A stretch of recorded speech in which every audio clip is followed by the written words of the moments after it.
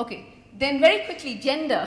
So if you look to see whether gender matters in our data, then you find that the effects on girls are much more than the effect on boys. So if you run a separate regression for girls and boys, you find effects for girls, you find no effects for boys. However, when you look at the sample of schools, you find that the girls' schools were morning schools. There was only one morning school that was a boys' school. So very often, because they're short of space, they use the same building for two schools. There's a girls' school in the morning, a boys' in the afternoon. So of our sample of schools, there was one morning school that was a boys-only school, and there were two co-ed schools that had both boys and girls in them. Okay? So when we look at only morning schools, and now our sample of boys becomes much smaller. So I don't know whether to take this if there's no differential effect seriously. But basically, when we look at only morning schools, the treatment for girls doesn't change. Boys don't look any different from girls. But we have a small sample. So again, that made us think that something that appears like a gender effect, there is a gender effect, but it's not an intrinsic gender effect. It's really driven by the timing of the meal. So let me talk a little bit about quality, and then I'm out of time. So as you see on the left, we have the ready-to-eat menu. So this was mainly biscuits and some other stuff. When you went over to the cooked meals, so you had a long list of items. You had 16 items, and the provider could choose what to give. So some of these were very simple, like porridge. Some of these were lentils and dal, or puri and aloo, so potatoes and some, or roti or paratha. You know, so it was some kind of wheat item and a second thing of vegetables or pulses. So what we did was to look at whether the two item schools did differently, again looking at the April to September changes, and all of the treatment effects seem to be concentrated in the two item schools. Okay. Then we look at this enrollment immediately after the introduction of the cooked meal, and we find there's a huge, so until now we didn't use grade 1 data because it's just unreliable. We don't know how to compute attendance rates because people are coming in through the month for grade 1, and we don't exactly know when they've come in. So we used only grade 2 to 5. For these daily attendance rates, we could use grade 1, and we find a huge effect for grade 1 immediately after the meal comes in. So this is really looking at 15 days after the meal comes in and 12 days before the meal comes in. So you have biscuits, porridge or dal chawal or whatever, you know, and you're looking at that change. And so you find, again, for grades 4 and 5, there's no enrollment effect immediately after the meal. And for grades 2 and 3, it's statistically significant, but much smaller. Okay, so lessons learned. So I think what I've been really enjoying working on this recently because before this, Farzana and Vidisha really were doing the huge bulk of the work. And so she's going to answer most of your data questions. But one of the things that it's made me think about is really methodology. So, you know, we have today in development, I'd say we do have camps. We do tend to have how much ever we might, you know, want to or not. We have an RCT camp broadly, and then we have a, you know, everything else camp. We have some applied theory camps. And, you know, I think that more and more over the last few years, I've been thinking about, you know, what methodology is appropriate. And I think every methodology has biases in it. You just try to think about what the biases are. And to me, when you're thinking about school meals, one of the big biases with control trials is it's pretty good at telling you what the effect on the kid is. It's very bad at cost because you have someone coming in and actually providing these things. So with the African studies, it was mainly the World Food Program, you know, or it's somebody else. But it's pretty expensive to do that. And it's expensive partly because the actual cost is expensive, and also because the cost isn't shared among different agents, as it is in this case. I'll say something about that in a minute. So in general, one lesson that I've got from this is that food for education programs need not be expensive, even though the RCT evidence that we have is of high cost. The other is that design really matters. So there was no cost change here. There was only a change in menus and providers, and the timing, which was not changed, mattered, and that's what we discovered when we looked at the two shifts. Okay, now what happened? So did people get better quality? And if they got it, how did it happen without any cost change? And the point is there was a cost change. So when you look at ISKCON, for example, Farzana and I visited the ISKCON kitchens, and we visited some of the schools they sent their meals to. These meals cost between 5 and 6 rupees. Okay? But 2 rupees is paid by the government, and the rest is borne by the foundation. And there's a lot of information. If you look at the Akshay Patra Foundation, which is set up by ISKCON, it's part of the same organization, they give meals to tens of thousands of children in Bangalore. Okay? And so there's a long discussion on their website on how they bought turmeric this month and they saved so much in costs, you know, or they substituted this kind of dal for that kind of dal in that particular year because it was expensive. And so some of these costs are being borne by other people, okay, which might be okay because they have other motives. So we have 2 things going on here. We're interested in the overall cost of the program, but we're also interested in whether it's a feasible program as far as the government budget is concerned. Is it feasible to publicly provide these things? And it seems that you can actually use the altruism or the reputational motives that people have to actually make these programs work. So there's some cost sharing going on. That goes on in a very different way in the rural programs because you might have self-help groups that come in and help with the cooking. You might have someone donate space.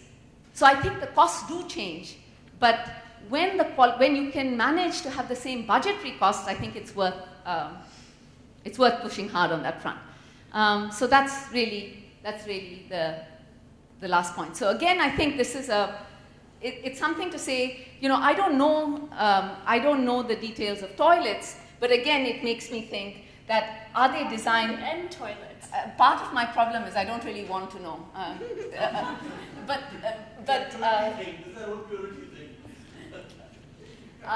you know, one can't help thinking that at one level, everything can be culture. The fact that, you know, someone doesn't show up, the fact that, you know, people would rather have needles poked in their arms, you know, rather than have medicines. And so then the question is just, if you can have large-scale programs that can actually be shown to work, then it's worth paying attention to them. And I think the Indian Midday Meal program, from whatever I've seen of it, seems one of these great successes on that front. So that's ending on my optimistic note. Thank you.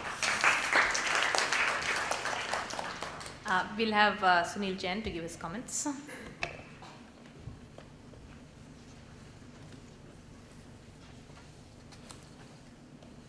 Thank you, Rohini. That was a fascinating presentation. And, you know, the point that you ended with is just so right. That one, you know, I mean, there is the optimism which you ended with. And, you know, the 2 points that you make, I mean, there is the facts of the methodology, etc., which you said your colleague is going to answer if anybody asks. But it's that, you know, one, you need to bring in the local population in. You know, you need to, whether it's an Akshay Patra or anybody else, you bring somebody else who's got a motive and that program works better. If you look at education, you know, the one thing which is not there in your study at all, and that's because your study is capturing something else, but your study doesn't talk about educational outcomes at all.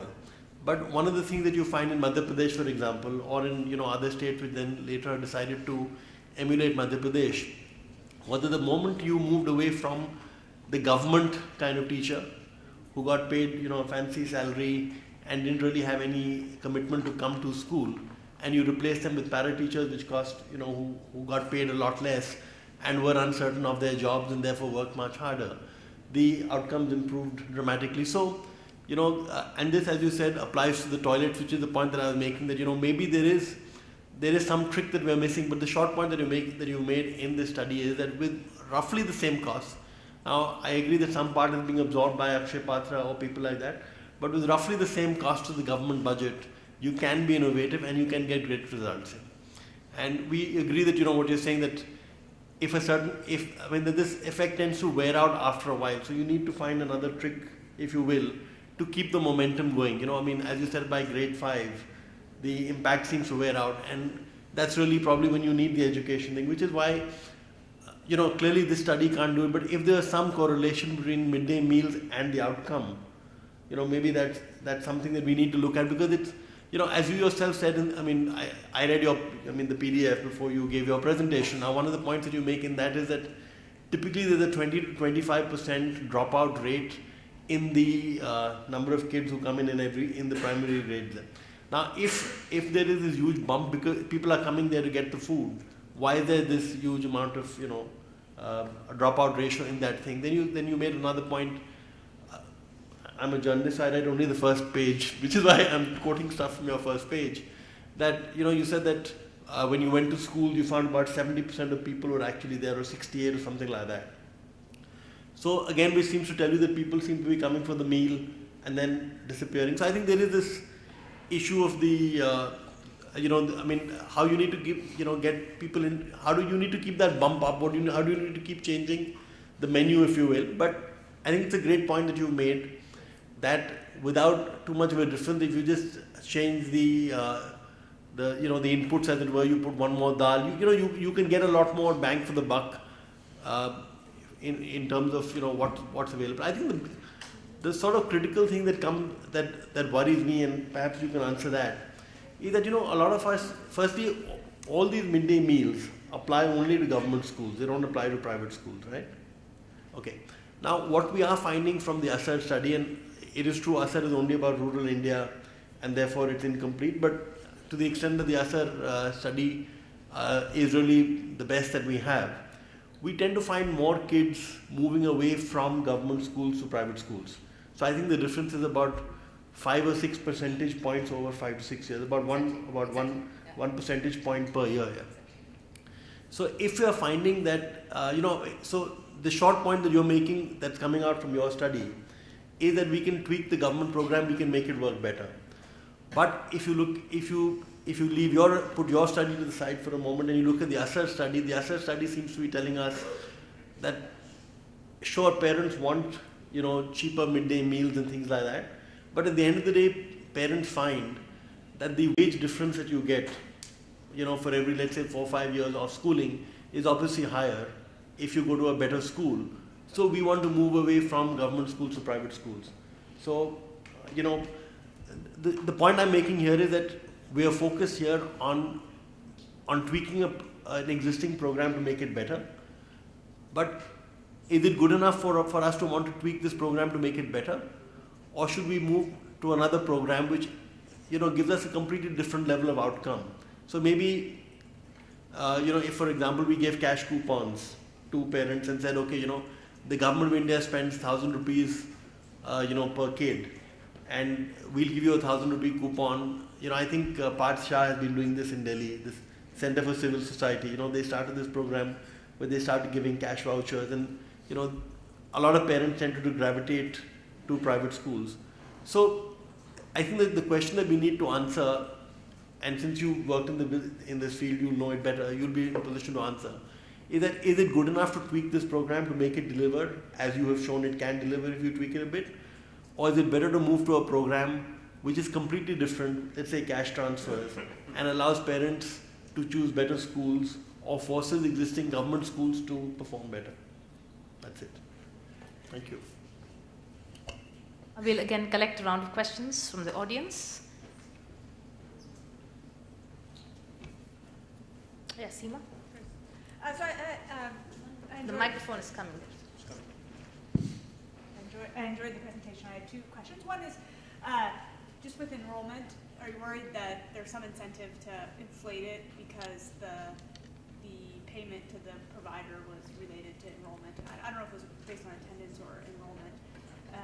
And then the second was just how literally we should be, or you interpret the menu change of 1 item versus 2 items as the menu, or maybe the right interpretation is the ones that did 2 meals also were just better functioning and had better quality food, et cetera, which might be the same point, but it seems like it's hard to just say it's 2 items versus 1.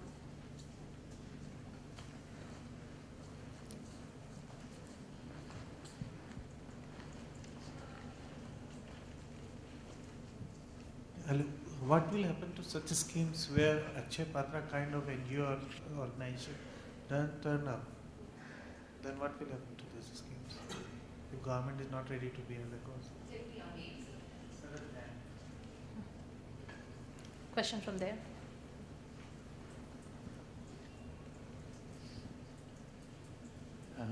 Thank you very much for the presentation, Dr. Somchand. I think it is time to talk to Vidisha. It's your turn. If you could, Since you seems to have done most of the donkey work, hats off to you, Vidisha. Actually, if you could, you may not be able to answer this question, but we are implementing a project, community participation in school governance, and how to make community part of the midday meals delivery as well. Especially, I'm referring to the poor 32 lives which have been lost in Bihar, and after a few days of media, everybody has forgotten, even though the same school children are actually buried in the school ground, and still they are forgotten. That is a sad story. In the whole exercise, have you come across, I mean, I'm sure Sunil Jain has touched for 1 second on this, that any participation of the parents or the community in the quality or during the delivery of the whole midday meal, or whether be it RTE or whether be it cooked meals, is it actually, have you seen any participation of the community? That's all. Thank you. Shaker from Aided Action. Let's give the authors a chance to respond, and then if we have time, we can collect a few more questions.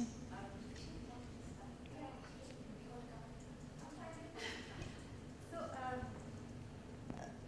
the way the school meal program functions in Delhi is that it is completely outsourced to these providers. The kitchens are all semi-automated, and everything right from the cooking to the delivery of the meals is in charge of these providers. In terms of community participation, yes, there is participation at the community level in actual distribution of the meals. The persons who are chosen to distribute these meals at the school are often parents of these children. This and often they are changed. There's say there would be a team of around some mothers who are in the team of distributors, so that they would come in, they would distribute, and then that in one way enables them to monitor what is being provided. So so that's the extent of community participation there. But at least in Delhi, the cooking of the meals, the transportation of the meal is entirely outsourced, and it is in charge of these big providers.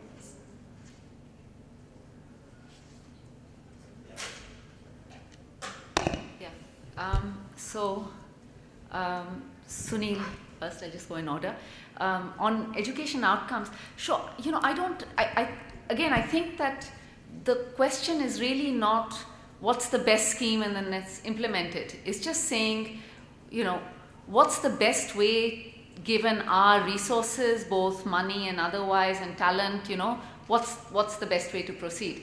And so the only thing that midday meals are going to do is to get children in school if they're already enrolled in those schools. There's no way that a midday meal is going to get someone to choose their school and favor MCD schools unless they're forced to do that. Nobody goes to these schools unless they have to. And so all that it means is they spend more days in school than not in school, instead of out of it. And for good reason. I mean, parents care a lot about education, children care a lot about education. They will go to wherever the quality is high. Having said that, the thing about the ASER data, which shows this 1% increase per year pretty steadily over the last few years on private percentages, 1 percentage point per year, you really don't find private outcomes. You find them a little bit better. A lot of these private schools, so their incentives to get teachers there are better. They monitor their teachers more. They don't slack off as much. But the outcomes are really not that much better. So there's, we're talking about, in English, they're sort of substantially better. In maths, they're just very slightly better, from the ASER data looked at over many years. So this thing about the cash transfer, I'm not really sure about. It's not, and if you think about this particular case, if you take the cash transfer, I agree cash transfers are appropriate sometimes and not. If you really told parents, we'll give you your 2 rupees a day, can you imagine anything happening with that? I mean, it wouldn't. So I think we just need a range of different things, and the question is really what works for what. And of course, school meals are not going to get teachers to be better qualified. It's not going to change the learning environment in a huge way. But what we do find in Delhi, so what Delhi did was, what was that now? I've got dates all mixed up with Isha. So it's 2008 2009 that they came up with midday meals for secondary school children. So grades 6 to 9 in Delhi started getting meals in October 2009. And there what we managed to do for before and after was actually have kids solve mazes before eating the meal and after eating the meal. And we actually also got them to do cognitive tests. And we got them to do this again 4 months later when everyone had the meal. We found, I mean, which is not surprising, we found no difference in cognitive things. There were just a couple of questions. They weren't anything very elaborate. But we found the mazes, we found differences. Just before and after the meal on the same day. So this idea which was behind the idea of the American breakfast program in schools was really that if children are hungry, they can't concentrate. That seems to be the case for Delhi government schools in terms of outcomes. No other outcomes we could get because it was too far in the past. Seema, yeah, I am. So thank you for both those questions because the second one especially lets me say something that I didn't have time to say. The enrollment one, yes, there probably is some inflation of numbers, but I was quite pleased that the pattern was exactly what I would expect. So, for example, we looked at phase 1 and phase 2 schools. In phase, and I didn't have a chance to go into this, so we find no effect for phase 2 schools after they got the meal. So remember, we're tracking everyone 15 days after they get the meal. We find no enrollment effects for phase 2, and the reason is because they started their meal in October and November. There's very little enrollment that takes place at that time. Whereas for phase 1 schools, because it was happening in July and August, we do find these effects. So I don't know whether there's any inflation here, but it follows a pattern. One might expect that there would be inflation there as well in phase 2, but we don't find that. So that's why there might be a little bit, but I don't think the grade 1 effects, which are huge. I think it is children were sitting on the fence wondering whether to, or parents were, whether to get enrolled or not, and then they thought, oh, why wait till next year, let's get them enrolled this year, is my guess. On the menu, no, so the 2 item I certainly didn't mean literally as 2 items, and what I didn't have time to go into is what the Delhi government did after these cooked meals came in, is it asked the Nutrition Foundation of India to do a survey and an evaluation of these meals. The NFI found there was huge variance in the quality of these meals, and that's why the Delhi government went from 35 providers in this zone to 3 providers, which is what we ended up with. And the ones that it chose were, and it also came up with a new menu in 2004, late 2004, which was 2 items. So it was usually having a rice item plus either vegetables or lentils. Now, what happened was that some of the providers, even when they were not required to, in 2003, were already serving 2 items.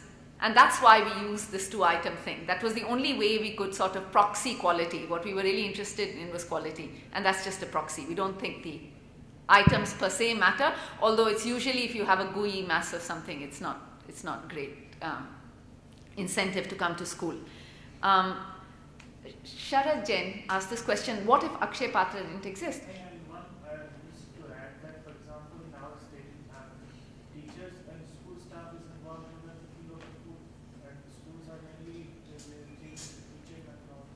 Right. So I think that those are all interesting points. The thing is that Akshay Patra was only in one zone and it was only serving some schools. And so there were a lot of other providers. And it's true that the effects for those providers initially were nothing. I mean, we really didn't see treatment effects there. We really saw them for these two item menus, which were probably done by the better organizations for altruistic reasons. But the interesting thing here is that the existence of those organizations was what the heterogeneity that was observed by the government itself is what made it change the menu.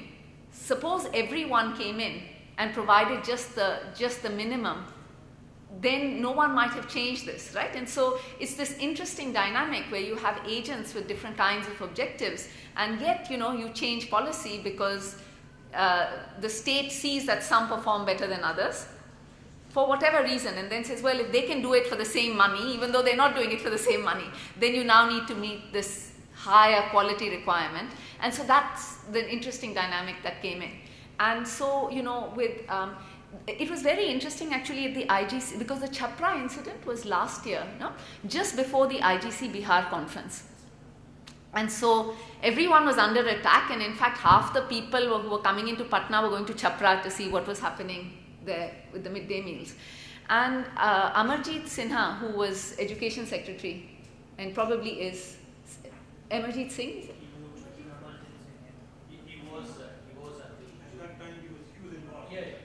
He was education. He was coming from Chhapra that morning when we were at the IGC conference, and he just said something that made a lot of sense to me. He says that, you know, you have these contradictory rules, which is on the one hand, the Supreme Court and the government says that you need a school within a kilometer of every child, right? On the other hand, they say you have to provide midday meals. And he says, if you look at the schools in Bihar, you will see some of them that are actually in pretty decent buildings. The others are sort of these makeshift things that are in shacks. Now, if you ask all of them to provide the same meal, obviously you're going to get, you know, nonsense going on in one place, and you'll get a decent meal in another. And then when you find different effects, you shouldn't be surprised. So, you know, wouldn't it be better in some cases to let children walk a little bit further, but to walk to a school that actually exists? And so I think that even in the Bihar case, I mean, it was a terrible tragedy. But I think when you look at how many meals are provided each day, and Madhya Pradesh, where Farzana did her field work, was not that different. It was very much the Bihar setting in some sense. And they found it made a difference. So, you know, there's a dynamic that sets in. The meals today in Delhi are a lot better than they were a few years ago. I think in Patna they will be a lot better than they were, or in Chhapra they will be a lot better than they were even last year. But I think that's what makes these things tricky. That's what makes evaluation tricky, because when you're thinking about large national programs, you need to think about what dynamic can set in that will improve this process within a democratic setting. Whereas when you're doing a single point evaluation, it might really look like trash. And so a lot of people are of the view that the public health system in India should be completely shut down, and we should, hospitals should be shut down, and you should restrict yourself to public health because they function so badly. And, you know, the question is, you know, can we not make them function better, and what would it take? And so, you know, those are the big policy questions. We are pretty much out of time, so I would like to thank Rohini and Diane for their excellent presentations, and Sunil for his very informative comments, and all of you for being very actively engaged, not just in this session, but throughout the entire conference. Thank you all very much. Yeah, thank you for comments. Thank you. Yeah, Professor Dilip Mukherjee will now give a vote of thanks. Okay, let me just conclude the conference. Thank the paper presenters, the discussants, and especially the audience for participating in what was a very rich interchange. I thought the papers were very thought-provoking. The discussions were very enlivening and insightful.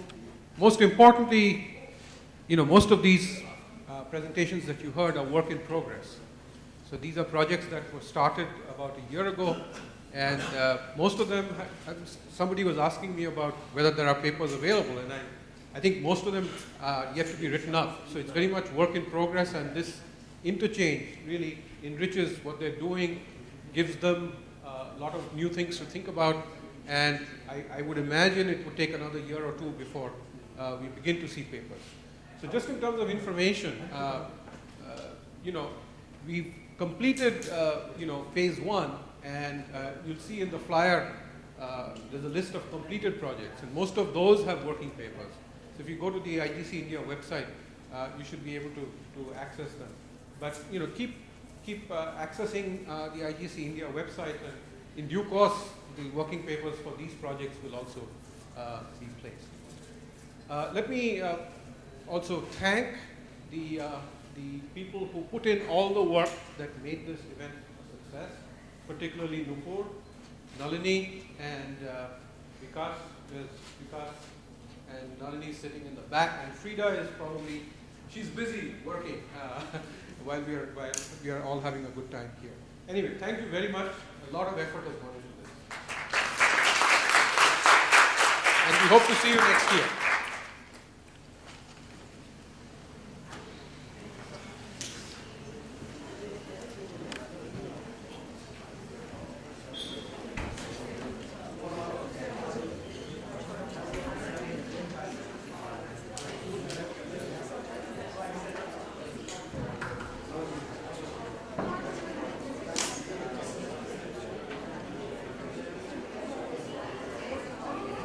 Thank you.